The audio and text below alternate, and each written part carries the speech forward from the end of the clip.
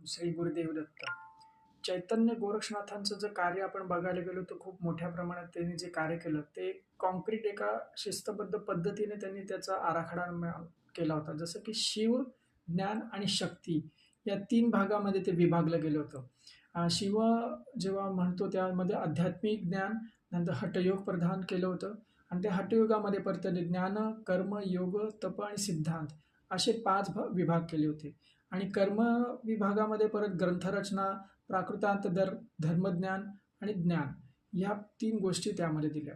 आता ज्ञान ह्या विषयामध्ये परत त्यांनी कसं केलं होतं, तर सामाजिक ज्ञान, जीवब्रह्मसेवा, त्याच्या अंतर्गत परत मंत्रयोग, आयुर्वेद, सिद्ध मंत्र, सिद्ध वनस्पती, तंत्रयंत्र, रसायन आणि त्याच्या अंतर्गत परत सिद्ध ज्ञानमार्गामध्ये भक्ती आणि संत हे असे आराखडा पूर्ण स्ट्रक्चर त्यांनी बांधलं होतं.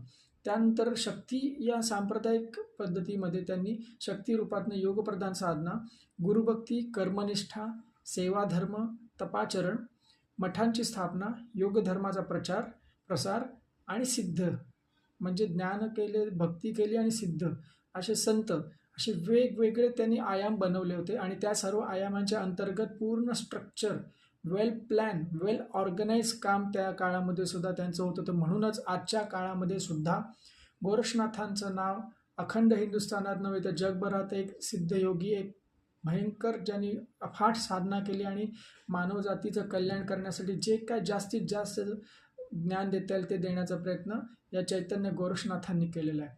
सद्गुरू देवनाथ महाराजांच्या कृपा आशीर्वादानेच ह्या सर्व माहिती जी आपल्यापर्यंत आलेली आहे अलख निरंजनच्या रूपातनं ते मी आपल्यासमोर मांडायचा प्रयत्न केला आहे. ओम चैतन्य गोरक्षनाथाय नमः. ओम चैतन्य गोरक्षनाथाय नमः. ओम चैतन्य गोरक्षनाथाय नमः. जय गुरुदेव. आदेश आदेश आदेश.